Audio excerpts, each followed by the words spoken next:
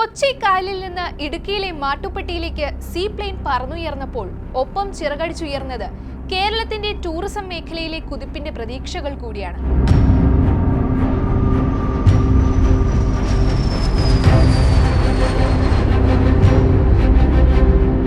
കേരളത്തിലെ പ്രധാന നഗരങ്ങളായ കൊച്ചിയിൽ നിന്നും കോഴിക്കോട് നിന്നുമെല്ലാം വളരെ പെട്ടെന്ന് യാത്ര ചെയ്യാൻ കഴിയുന്ന സീപ്ലെയിനാണ് ഇന്നലെ പരീക്ഷണ ഓട്ടം നടത്തിയത്.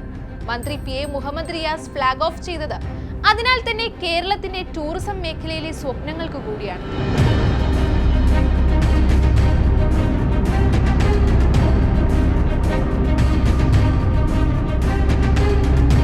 വിജയവാഡയിൽ നിന്നാണ് ഈ സീപ്ലെയിൻ കേരളത്തിലേക്ക് എത്തിയത്. ഡി ഹാവ് ലാൻഡ് കനേഡിയൻ കമ്പനിയുടെ 17 സീറ്റുകളുള്ള സീപ്ലെയിനാണ് കൊച്ചിയിലെത്തിയത്. കനേഡിയൻ പൗരന്മാരായ ഡാനിയൽ മോഡ്ഗോമറി, റോഡ്ഗർ ബ്രിഡ്ജർ എന്നിവരായിരുന്നു സീപ്ലെയിനിന്റെ പൈലറ്റുമാർ. കരയിലും വെള്ളത്തിലും പറന്നിറങ്ങാവുന്ന ആംഫിബിയൻ വിമാനമാണ് സീപ്ലെയിൻ.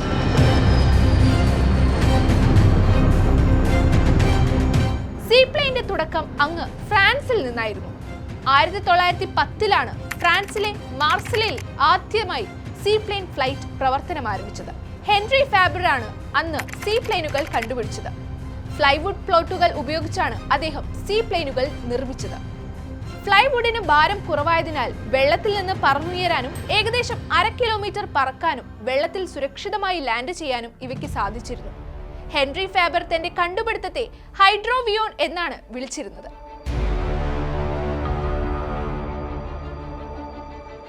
1911ഓടെ അമേരിക്കൻ ഏവിയേഷൻ രംഗത്ത് ആധിപത്യരായ ഗ്ലെൻ കൾട്ടസ് മോഡൽ D വികസിപ്പിച്ചെടുത്തു. ഒരു സെൻട്രൽ പ്ലോട്ടും പൊങ്ങിക്കിടക്കാനുള്ള ശേഷി നൽകുന്ന സ്പോൺസണുമുള്ള ഒരു ലാൻഡ് പ്ലെയിൻ ആയിരുന്നു അത്. കരയിലും വെള്ളത്തിലും സഞ്ചരിക്കാൻ കഴിയുന്ന ഈ വിമാനത്തിന് US ഫ്ലൈറ്റ് അച്ചീവ്മെന്റിനുള്ള ആദ്യത്തെ കോളിയർ ട്രോഫി ലഭിച്ചു. ഒന്നാം ലോക മഹായുദ്ധ സമയത്ത് ലോകത്തെമ്പാടുമുള്ള റൺവേകളുടെ അഭാവം മൂലം ആകർഷകമായ ഫ്ലൈയിംഗ് ബോട്ടുകൾ കൾട്ടസ് രൂപകൽപ്പന ചെയ്തു. യുദ്ധം പൊട്ടിപ്പുറപ്പെട്ടപ്പോൾ ബ്രിട്ടീഷ് റോയൽ നേവിക്ക് വേണ്ടി കൾട്ടസ് മോഡൽ H സീരീസ് നിർമ്മിച്ചു.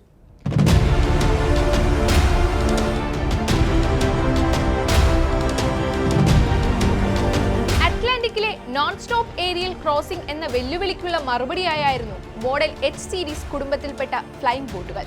ദീർഘദൂരം പറക്കാനുള്ള ശേഷിയും സഹിഷ്ണുതയും സീപ്ലെയിനിന്റെ സവിശേഷ കഴിവുകളും ഉള്ളതിനാൽ ഈ വിമാനങ്ങൾ ശത്രു കപ്പലുകളെ മറികടക്കാനും വ്യോമസേന ഉദ്യോഗസ്ഥരെയും നാവികരെയും രക്ഷപ്പെടുത്താനും ഉപയോഗിച്ചിരുന്നു.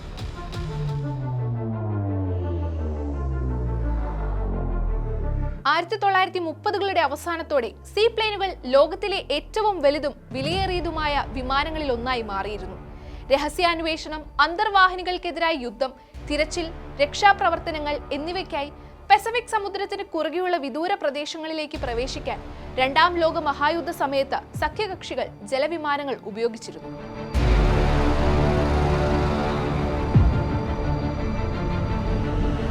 യുദ്ധസമയത്ത് ജെറ്റ് പവേർഡ് എയർക്രാഫ്റ്റുകളും ദൈർഘ്യമേറിയ റൺവേകളും വലിയ നിക്ഷേപങ്ങൾ നടത്താത്തതിനാൽ യുദ്ധാനന്തരം ജലവിമാനങ്ങൾ സൈനിക ഉപയോഗത്തിൽ നിന്ന് ഡീകമ്മീഷൻ ചെയ്യുകയായിരുന്നു.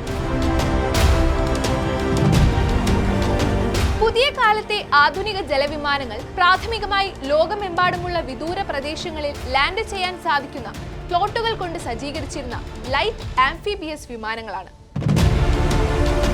കോസ്റ്റ് ഗാർഡുകൾ പോലുള്ള റെസ്ക്യൂ ഓർഗനൈസേഷനുകൾ തിരച്ചിലിലും രക്ഷാപ്രവർത്തനത്തിലും പതിവായി ഈ ആധുനിക ജലവിമാനങ്ങൾ ഉപയോഗിക്കാറുണ്ട്. എന്നാൽ കൊച്ചിയിൽ നിന്ന് സീപ്ലെയിൻ പറന്നുയർന്നപ്പോൾ വർഷങ്ങൾക്ക് മുൻപ് ആലപ്പുഴയിൽ തുടങ്ങേണ്ടിയിരുന്ന പദ്ധതി കൂടിയാണ് വീണ്ടും ചർച്ചയാകുന്നത്.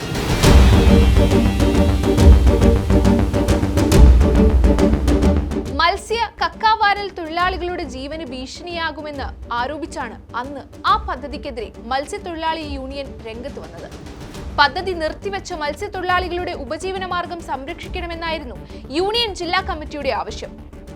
2013-ൽ ഉമ്മൻചാണ്ടി മുഖ്യമന്ത്രിയായിരുന്ന കാലത്ത് കായലോര വിനോദസഞ്ചാര മേഖല മെച്ചപ്പെടുത്തുക എന്ന ഉദ്ദേശത്തോടെ 2013 ജൂണിലാണ് സീപ്ലെയിൻ പദ്ധതി ഉദ്ഘാടനം ചെയ്തത്. എന്നാൽ മത്സ്യത്തൊഴിലാളി യൂണിയൻ ജില്ലാ കമ്മിറ്റിയുടെ നേതൃത്വത്തിലുള്ള ശക്തമായ പ്രതിഷേധം കാരണം ആ പദ്ധതി ഉപേക്ഷിക്കുകയായിരുന്നു. കൊല്ലത്തെ അഷ്ടമുടിക്കായലിൽ നിന്ന് ആലപ്പുഴ പുന്നമടക്കായലിലേക്കായിരുന്നു ആദ്യ യാത്ര നിശ്ചയിച്ചിരുന്നത്. ഉദ്ഘാടന ദിവസം ഫിഷറീസ് കോർഡിനേഷൻ കമ്മിറ്റിയുടെ നേതൃത്വത്തിൽ മത്സ്യത്തൊഴിലാളികൾ കായലിൽ വള്ളമിറക്കി പ്രതിഷേധിക്കുകയായിരുന്നു. സ്ത്രീകളും കുട്ടികളും അടക്കം വള്ളത്തിൽ കയറി പ്രതിഷേധിക്കുകയും വലയെറിയൽ സമരം നടത്തുകയും ചെയ്തു. മീൻപിടുത്തവും കക്കവാരലും തടസ്സപ്പെടുമെന്നും പാരിസ്ഥിതിക പഠനം നടത്തിയില്ലെന്നും ആരോപിച്ചായിരുന്നു അന്ന് ആ സമരം നടത്തിയത്. സമരം ശക്തമായതോടെ വിമാനമിറക്കാൻ ജില്ലാ ഭരണകൂടം അനുമതി നൽകിയില്ല. തുടർന്ന് പദ്ധതിയിൽ നിന്ന് കമ്പനി പിന്മാറുകയായിരുന്നു. സെസ്ന 206H ആംഫീഡിയർ എന്ന ചെറുവിമാനമാണ് പുന്നമടയിൽ ഇറങ്ങേണ്ടിയിരുന്നത്. പൈലറ്റ് ഉൾപ്പെടെ 6 പേർക്ക് യാത്ര ചെയ്യാമായിരുന്നു.